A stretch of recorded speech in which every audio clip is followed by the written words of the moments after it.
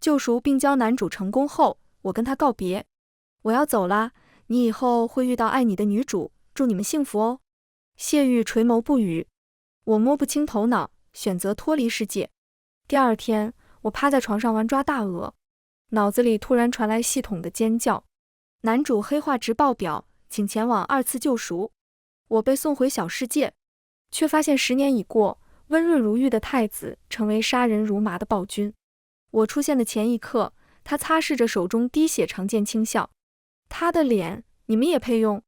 大家好，欢迎收看达达听书。被传送回小世界时，我手里还抓着我的小蛋糕。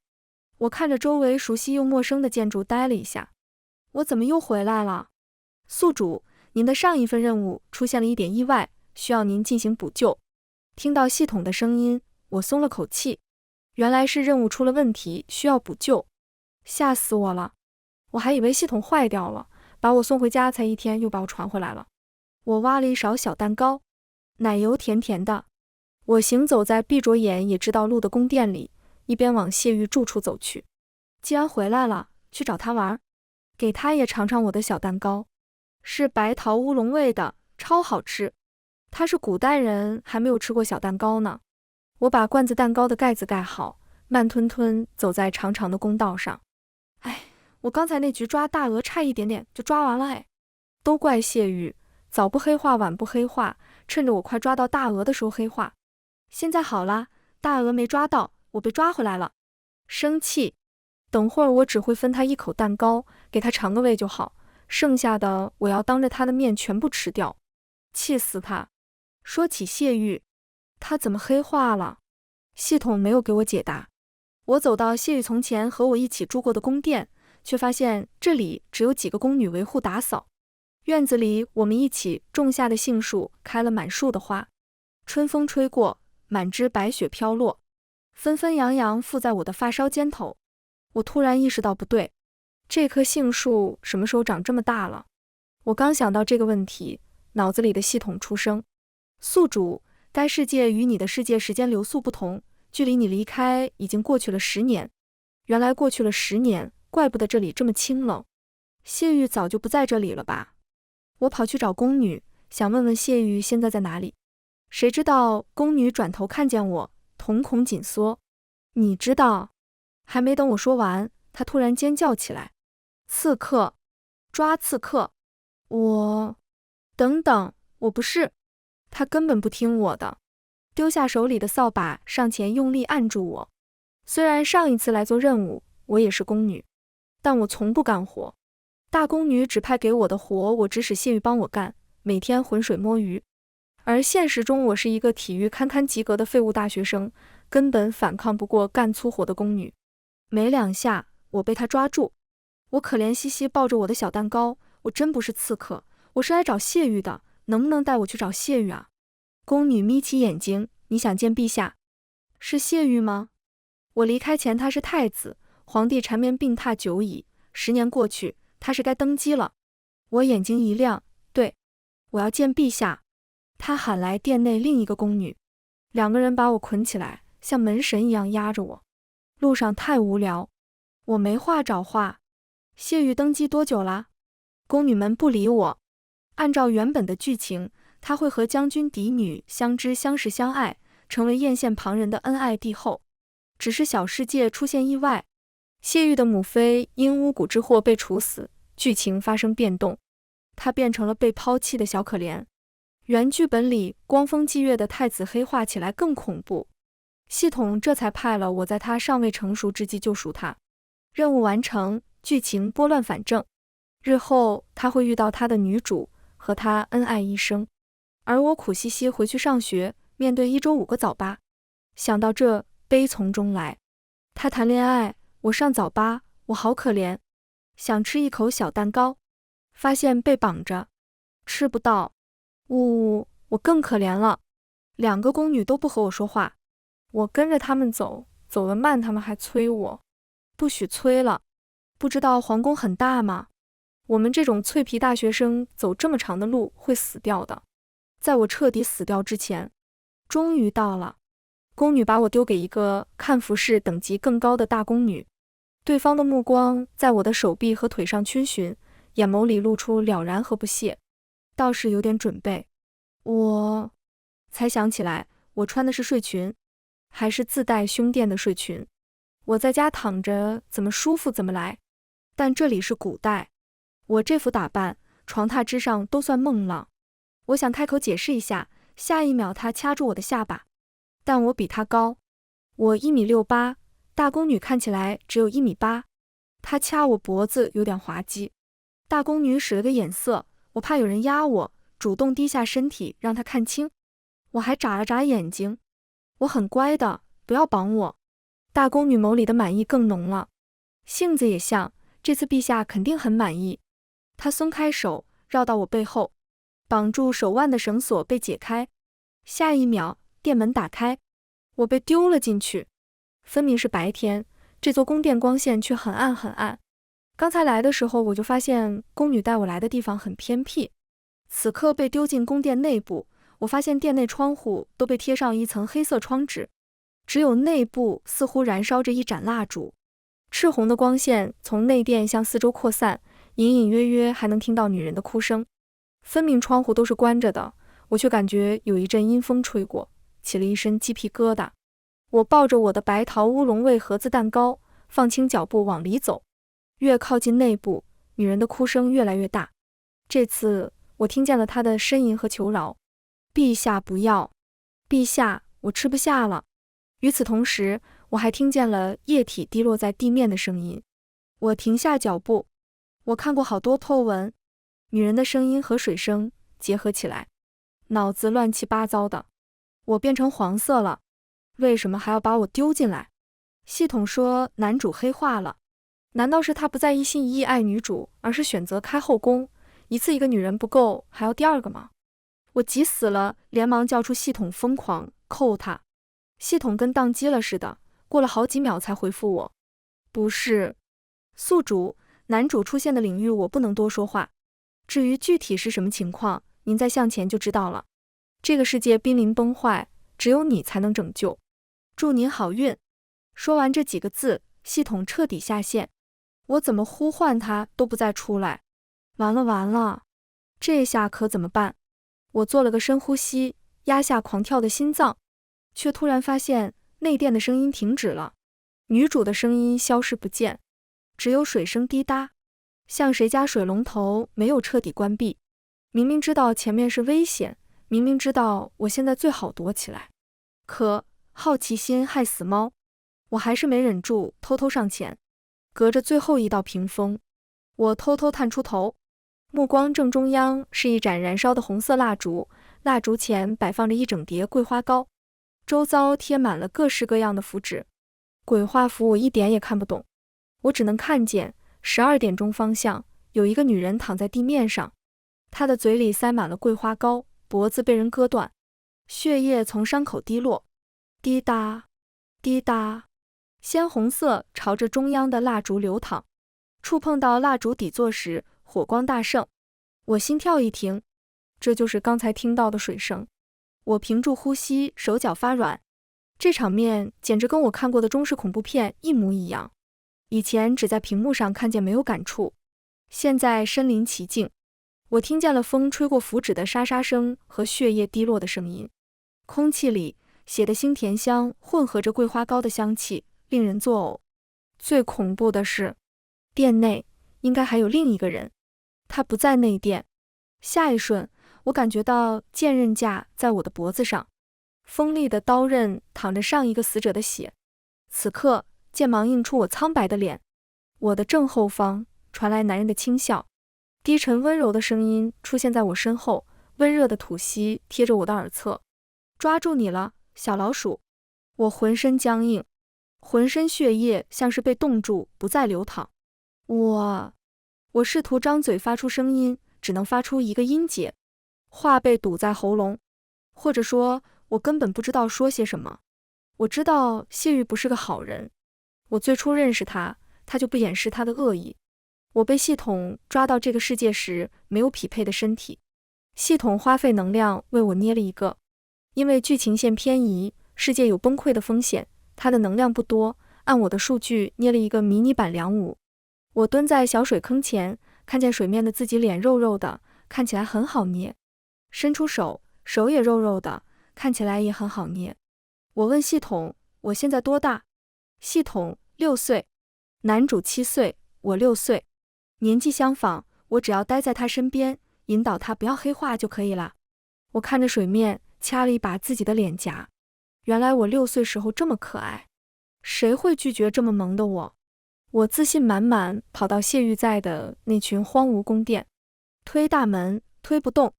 我太小了，爬墙，爬不上去。我太小了，气死我了。我最后从一个狗洞钻了进去，吭哧吭哧把脑袋上的野草扒拉开。我对上一双漆黑的眼眸，他手里是一块铁片，边缘带血，铁锈味和血腥味很像。我分不清我闻到的是铁锈味还是血腥味。我只能看见7岁的谢玉站在冷宫角落，他的脚边倒着一具宫女的尸体，脖子被割破，他头歪着，爬满血丝的眼睛睁得很大，无机智的目光直勾勾盯着狗洞的方向。我吓了一大跳。你杀了他？小谢玉用铁片擦过我的脸颊，他用尖刃挑开耳边的一根枯草。他对我微笑，又来了一只小老鼠。啊，他怎么小时候这样，长大了还是这样啊？系统说的没错，他果然黑化了。小时候黑化状态说我是老鼠，长大了还说我是老鼠。我是老鼠人行了吧？我都是老鼠人了，让我回下水道吧，呜呜呜！我不要攻略了，我要回去上早八。我在脑子里疯狂呼叫系统，系统完全不理我。系统也是老鼠系统，我明明是他抓来的，怎么可以丢下我跑掉？他也回下水道了吗？怎么办？怎么办？怎么办啊？谢玉是真的会杀人的，这还是古代，他是皇帝，我只是一个莫名其妙出现在皇宫里的可疑人等。杀掉合情合理。我要生气了，我要死掉了，我再也不吐槽1周5个早八了。呜呜，胡思乱想的功夫，原本在我身后的人慢条斯理绕到了我身前。那把架在我脖子上的剑没有偏移半寸，甚至随着他的位移越来越贴近我的皮肤，我都怕我呼吸产生的起伏会割破喉咙。他已经走到了我的正前方，我不敢低头，也不敢抬头，只能看见玄色衣襟上的龙纹。剑刃从我的脖子下半部分向上，贴上我的下巴。黏腻的液体从剑刃滴落，没入我的领口。我感觉到原本停留在我脸上的视线在向下，可能是快死了。我现在的脑子能自救的有用知识一点也想不到，想到以前看短视频看到的乱七八糟的东西，就比如身高高看身高低是什么画面。虽然我的睡衣领口不低，但我发育的不错。有 C 呢，他肯定全看见了。我本能捂住胸口，头顶传来一声嗤笑。笑什么笑？死人也是有尊严的。他挑起我的下巴，这是我第一次看见10年后的谢宇。他和10年前长相差别不大，只是五官长开了些，周身气质内敛了些。他微微低头看着我，眸光闪烁。看不懂他是什么情绪，谁看得懂28岁的老男人？搁现代我都不理解这个年纪的男人，更别说他在古代还是皇帝了。我在互联网当皇帝心思都会飘，他在现实当皇帝不得无法无天。我迎上他的目光结结巴巴，那个你别冲动，手别抖啊。我慢慢往后退，见他没动，拨开脖子上的剑刃。死亡的压迫退去，我稍稍松了口气。谢玉站在原地不动，也不说话。他是坏掉了吗？我小心翼翼问，你还记得我吗？我在古代待了10年，回去后好友列表的一大堆人我都记不清了，翻了老半天聊天记录才确定谁是谁。我对谢玉来说也是10年没见。他的目光缓缓在我脸上游移，眉头微微皱起，似乎在思考我是谁。我再接再厉，我是梁武，你小时候的好朋友，你记得我吗？我期待望着他。谢玉伸出手，他的手掌抚上我的侧脸，一寸寸抚摸，掌心附了一层薄茧，很痒。我不敢躲。他缓缓吐出3个字，好朋友。我用力点头，10年好友哎。他嗤笑，我没有朋友。原来我对他来说不算朋友吗？好伤心。更伤心的是，他不把我当朋友，我是不是真完蛋了？我抱着我的蛋糕，垂头丧气。事已至此，还是把我的蛋糕吃完吧。系统也不理我，谢宇也不认识我，等死好了，反正也回不去，不知道死掉能不能回家。我挖了一勺盒子蛋糕，白桃味的，不是很甜，很好吃。没塞2口，蛋糕被抢走了。男人掐了把我的脸，哭什么？我胡乱抹了抹眼泪，没哭，只是眼泪掉得更凶了。明明任务都做完了，系统又把我抓回来。他之前说了，只要完成任务就让我回家。骗子！我都要死在这里了，也不救救我。好想爸爸妈妈。我突然失踪他们怎么办啊？谢玉弯腰和我平视，隔着朦胧的水雾，他捏住我的下巴。哭什么？我没好气，你要死了你不哭吗？他摩挲着我的肌肤，慢条斯理道，谁说你要死了？我眼睛转了一圈，从地上那个死不瞑目的女人转到谢玉脸上。你不杀我吗？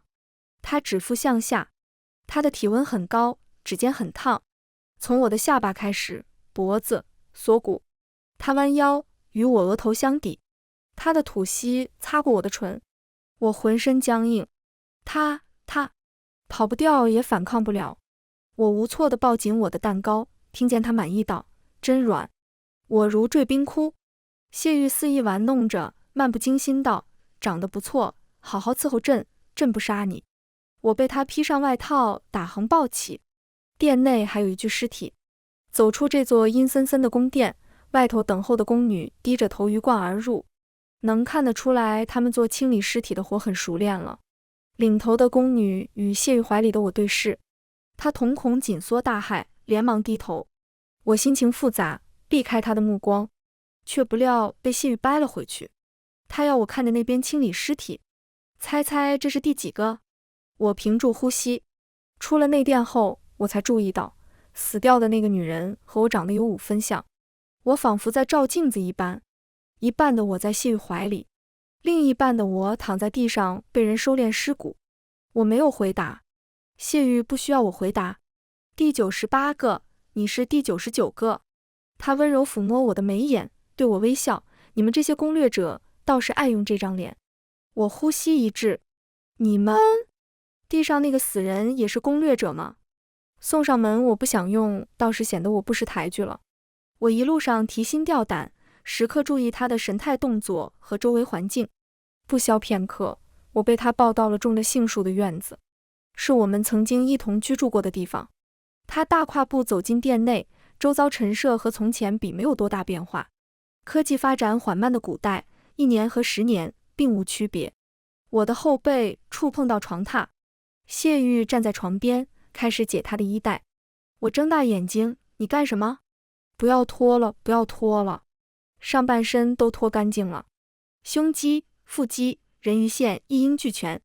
我呆了一下，粉色的，听说同一个人身上颜色是一样的。我咽了口水，瞳孔紧缩。谢玉单手拿走我抱着的盒子蛋糕，轻笑，馋鬼，吃的一点也不忘。我下意识反驳，才不是。他打开盖子，指尖抹了奶油，涂抹道：过来，把这盒吃干净就放过你。我从没有受过这种奇耻大辱。我咬唇，不要，真不要。谢玉的语气很平静。我慌了，不管是小时候还是长大后，我都害怕他这样。作为小世界的男主，谢玉不可能是泛之辈。剧情线产生偏移后，原本故事里多光风霁月的人，黑化后就有多暴戾自衰。不顺他心意的人，没有一个有好下场。最幸运的结局是死亡。我从前见过他处理很多得罪过他的人，其中有一个砍去双手双脚的被关进地牢，求生不得，求死不能。那次我好奇地牢里有什么，骗守卫说谢玉答应让我看看。我在地牢里看见了遍体生蛆的人，白色蛆虫在他身上蠕动，钻进肉里又爬出。地牢只燃烧着一根蜡烛，光影昏黄。我被恶心地吐出午饭，满地呕吐物里，那些虫子奋力朝我爬来。我双腿发软跑出去，上楼梯时不慎跌倒，摔进了一个温热的怀抱。我仰头，看见谢玉的脸，他与往常一般温和，摸摸我的头。阿武怎么跑这儿来了？谁放你进来的？昏暗的光影里，他像地狱爬上来的恶鬼。我用力摇头，指向地牢的方向。那人犯了什么错？谢玉抱起我，带我走出地牢。一步一步，日光和暖驱散不了通体的寒意。谢玉语气很平静，阿武忘了3月前宫外那人曾试图猥亵你，可是他根本没碰到我。谢玉及时赶到，把他打了一顿。当时他已经付出代价了，罪不至此。身后传来男人的呵呵声，拔去舌头，他连呼救都发不出。谢玉只是用衣袖擦去我嘴角污渍，乖阿武，下次不要来这种地方。我眼眶里蓄满眼泪，这些记忆回到现代时，系统怕影响我正常生活，为我删去。看见谢玉后，以片段式回忆返还给我。从前，我在谢玉的羽翼之下，他不会伤害我，不会逼我做这些事。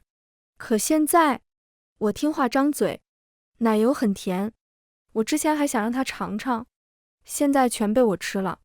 我眼泪掉得很凶。谢玉挑起我的下巴，要我仰头看着他。他抹去我的眼泪，这样才乖。我闭上眼睛，不愿看他。他停下，缓缓把我抱起。我不明白他为什么对我做了坏事，语气可以这么温柔。他的吻落在我的唇角。阿武如今多大了？我猛地睁眼。你……他分明从始至终记得我。18了是吗？他推高我的睡裙，从喉咙里溢出2声轻笑。我们阿武确实长大了。宿主，宿主醒醒，你不能被催。我从噩梦中惊醒，急促的电子音在脑子里突兀出现又突兀消失，就好像刚才是我的幻觉。谁在说话？我迷蒙揉了揉眼睛，身后伸出一只手，将我捞进怀里，温热的手掌搭在我的额头上，男人的声音轻缓又温柔。做噩梦了？好耳熟的声音。我的身体本能后缩颤抖，他抱我很紧，我没有挣脱他的怀抱。我呆呆抬起头，看见一张毅力至极的面孔。他是谁来着？男人捏了捏我的脸，低头在我额头亲吻。笨蛋阿武又把我忘了。我缓缓回过神，想起来了，他是谁？是谢玉啊。我伸出手抱住他，在他胸膛蹭了蹭，没有忘记。阿武才不是笨蛋，夫君不可以这么说阿武，阿武会生气的。他眼底满是笑意，抚摸着我的脑袋。是夫君的错，我们阿武最聪明了，这样才对吗？宿主，宿。脑袋好痛，好像有什么东西在说话。我环顾四周，店内只有我和谢玉啊。谢玉察觉到我的异常，捧起我的脸，怎么了？我皱起鼻子，好像有人在和我说话，声音好刺耳。阿武听错了。谢玉低头吻住我。听错了吗？可是他好像是在喊我哎，但是我没空想这么多了。谢玉手掌游移，我环着他的脖子轻哼出声。今日并非休沐，但我与他上月大婚，他粘人的紧。前朝大臣都在感叹谢玉总算想开成婚立后，巴不得我们日日夜夜在一块儿，早日为皇室开枝散叶。谢玉抚摸着我平坦的肚子，贴着我的耳朵。阿武说现在这里有没有我们的宝宝？我面红耳赤。也许有吧。成婚月余，谢玉不顾礼数与我白日宣淫的次数不少，更别提夜里。就连此刻也许。谢玉说话总是很慢，不论什么话语，在他唇舌间辗转一番，总是变得缱绻。我在努力些。我咬他的肩膀，哭得梨花带雨。他轻拍着我的后背，低声哄我，不哭不哭，马上就好。骗子，他用这话哄骗我1月有余了。我才不信。我别过头闹脾气，今晚不许碰我。他答应，行。我呆了下，他今天答应的好快哦。谁知他接上，那白日便没有休息了。谢玉果然还是那个谢玉，坏死了。我是将军府嫡女，3年前郊外踏青，遇到了微服出巡的谢玉。他那日遭遇刺杀，我和他离得近，被牵连。好在他有点良心，顺便捎上我一块逃跑。为了躲避追杀，我们淌过河，一起躲在小山洞里。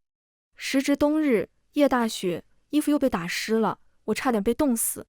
他好人做到底，抱着我暖了一夜。我在他怀里看着他的脸，想到若是生还不知道可否让他娶我，他若是不娶我，我就得入宫选秀了。才不想在后宫如履薄冰，用尽手段争宠。陛下登基多年，终于想开，无数臣子赶着送上妹妹女儿。爹娘说我落水伤了脑子，不仅记忆全无，还变笨了。我很容易忘记做过的事情，脑子不好进宫，不得被吃的骨头都不剩。再加上当今圣上可是名副其实的暴君，他当年登基血洗朝堂，为人残忍暴力。我若是说错话，不小心得罪了他，不得被做成人质。偏偏我爹还说我幻想的事不会发生，陛下会护我爱我，硬要送我入宫。哼，我看他就是想要卖女求荣。我眼珠子转了一圈，倘若我失了清白，就不用入宫了吧？我拉住抱着我的男人，笨拙地将手伸进他的衣襟。他垂眸按住我的手，别闹，等成婚。成什么婚？不给我碰我就要进宫了。可那夜我百般引诱，他不为所动，气死我了。气得我被他抱着，但一夜没理他。第二日辰时得救，我看见我爹带着大批人马找到山洞，下跪行礼，称他为陛下。我惊呆了。再后来他取消了大选，只我一人入宫，册封了皇后，一人承担整个后宫的责任，真的很累哎。我揉着酸痛的腰和小腹想到，就是感觉自己忘记了什么事。不过我落水了吗？前尘尽忘，记不得事是正常情况。太医说这是后遗症，给我开了药，需要每日服下。又一次喝完苦涩的药汤，谢玉为我吃了一颗蜜饯。我坐在他腿上撒娇，不想喝了，好苦，又不是大病，在将军府被逼着喝，入宫了还得喝，讨厌。他垂眸，不行，可是好苦啊，日日用药，对我们的孩子也不好，不想喝了吗？他挑眉，孩子在哪里？我不管，我们日日夜夜那个，总会有的，不想喝药了。谢玉拒绝得很强硬，有孩子了再说。我垂头丧气，好在他也是为了我的身体着想，只有这件事不答应我，其他时候对我极好。我们像一对寻常夫妻恩爱。有关于他的传闻大概都是假的吧？他超温柔的。除了在床榻上。6月中旬，南方爆发水灾，谢玉亲自前往。他作为一个皇帝，在京中朝堂名声不好，臣子惧他，称他为暴君的言论我亦有所耳闻。谁知他在百姓之中声望很高，他10年治理有方，百姓安居乐业。纵使前些年收成不好，也有官府放粮兜底，他谁都敢杀，无所顾忌。想中饱私囊，也得想想自己有几个脑袋。此次水灾严重，他亲自前往灾区巡视。我本来也想跟着去，我一直待在京中，还未见过江南好风光。可临行前，我出了意外，告诉他我不去了。谢玉很不放心我，打算推迟启程。我环着他的脖子，车马劳顿，我不去了。谢玉眸色沉沉，阿吴，听话，跟我一起去。我摇头，不要。眼见他要生气，我拉着他的手抚上我的肚子。我和孩子一起等你回来。他怔住，什么？我笑眯眯，昨日太医为我请平安脉，说我有喜了，我就不陪你去了。他兴奋地抱着我转了几个圈，甚至想取消行程。皇后投胎，他留在宫中情有可原。我叹气，踮脚吻他，去吧，都准备好了，不去太浪费人力物力了。沿途哪不是早早准备迎接圣驾，南方灾区也盼他多时。去是民心所向，我又不是小孩，能照顾好自己。谢玉轻轻抱了下我，我会尽快回来。我在城墙上目送谢玉一行人离开京城，长长的队伍像像素点，消失在视野尽头。确定谢玉彻底离开后，我久违听到了系统的声音：宿主，谢玉已经离开检测范围，还是你有办法？骗他说怀孕了不能跟着一起去，不然他去哪都带着你，我们俩这辈子没办法联系上了。我低头抚摸了下肚子，扯了扯嘴角，任务已经彻底崩坏了，我的能力被他剥夺，现在只剩下最后一点能量。宿主，你要回去吗？或许是我乖乖喝药，谢玉对我放松警惕。我讨厌药苦，偷偷到了几次。在某日谢玉沉睡的深夜，又一次听见了系统的声音。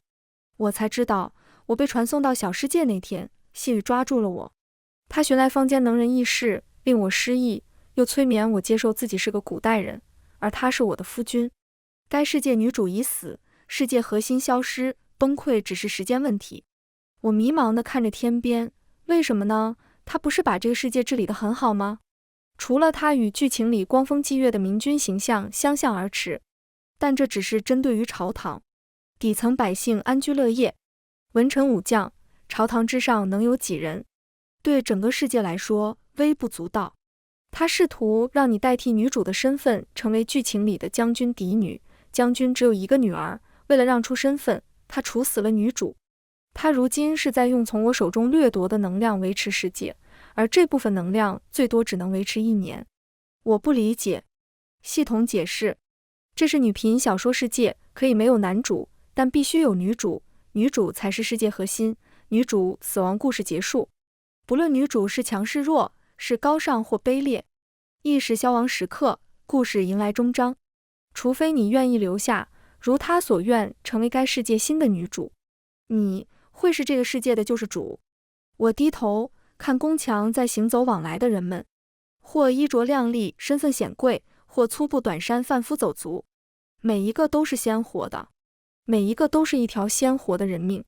还有，我抚摸我的肚子，系统能量太弱，没办法得知我的具体信息。他不知道的是，我并没有骗谢玉，我真的怀孕了。腹中是我和他共同的孩子。我伸出手，张开手指，6月的阳光从指缝穿过。我恍惚想起我第一次来到这个世界，我降落在皇权森严的古代。系统给我的身份是宫女，宫女也有大宫女、小宫女之分。在冷宫里的年幼宫女，大概是最底层吧，谁都可以踩一脚。作为与我捆绑的，我的主子谢玉起初并不护着我，他只是想看我如何接受他人冷眼，如何被别人欺负。他太可怜了，所以要有一个人和他一样可怜着。他想看我成为一只老鼠，和他一起腐烂发臭。太可惜了，我不会如他所愿，他已经没救了。我才上大一，熬过了千军万马过独木桥的高考，选择了我心仪的院校，喜欢的专业。我才18岁，我不应该因为男人喜欢我放弃自己。这些结果不是我造成的，我也是受害者。我闭上眼睛，对系统说，我想爸爸妈妈了。爸爸妈妈在家里等我，我不要和杀人狂强奸犯过一辈子。回到我的床上，我的抓大鹅抓了一半，顶上的倒计时还在继续。4分31秒。系统说，小世界崩溃倒计时4个月零15天。我不再听他的，把那些乱七八糟的事情抛在脑后，开始抓我的大鹅。我捞过床头另一个口味的盒子蛋糕，芋泥波波味的，波波脆脆的，咬一口超香。我一边挖蛋糕一边抓大鹅。游戏倒计时结束，提示我游戏失败。我点广告复活，弱智小广告的声音叭叭响。系统问我，你不难过吗？我愣了一下，你怎么还在？系统，我躺在床上等待广告倒计时结束。我叹了口气，难过吧？从小到大的朋友对我产生了其他想法，又对我做了那么坏的事。我打了个滚，桶啊，我能不能跟你商量个事？系统，什么？我咬着勺子，广告结束。下次不要救赎黑化男主了，直接把他们弄死吧，折腾这么久何必呢？哎，你看，这下好了，不止男主出问题，女主没了世界死翘翘了。我靠，手都点错了，格子就剩2格了。该死的苹果鹅，和苹果为什么这么像？我要生气了。系统沉默，他们是男主。我说，他们不值得被拯救。尾声，系统离开凉屋之前，问他有什么想要的。他吃着冰淇淋，在和同学逛街。他说，帮我把记忆去了吧。对了，我之前肚子里的孩子没有带过来吧？系统回答，没有。他松了口气，那就好。系统0687很奇怪，为什么它会自动绑定梁无？其他系统绑定的宿主都有强烈的诉求，需要认真完成任务。它并没有，它是被强行绑定的。每天开开心心的，像个傻子。他真的很弱小，可能救赎阴郁男主就需要这种乐天派小太阳吧。0687想到，他的第一次任务很成功，他救赎的男主是个恋爱脑，爱上了他。第一次任务结束后，0687问他要留下吗？他拒绝，才不要，我要回家。所以男主又一次黑化了，派送的其他攻略者尽数失败，迫不得已又一次找上他。这一次男主疯得更厉害了，他也挺可怜，被关着当作禁脔。只是看他乖顺的模样，他大抵也是喜欢男主的吧。0687以为这次他会选择留下，可最后的最后，他还是走了。这一次不需要再派遣其他攻略者了。世界崩塌前一刻，他真心实意为他玩的游戏烦恼，没有过问那个世界的事情。0687忽然明白，最开始为什么会自动绑定他。他足够冷血，能够不眨眼选择毁掉残破的世界，不必拯救。全文完，达达听书感谢您的观看，每天上新精彩小说，喜欢就订阅吧。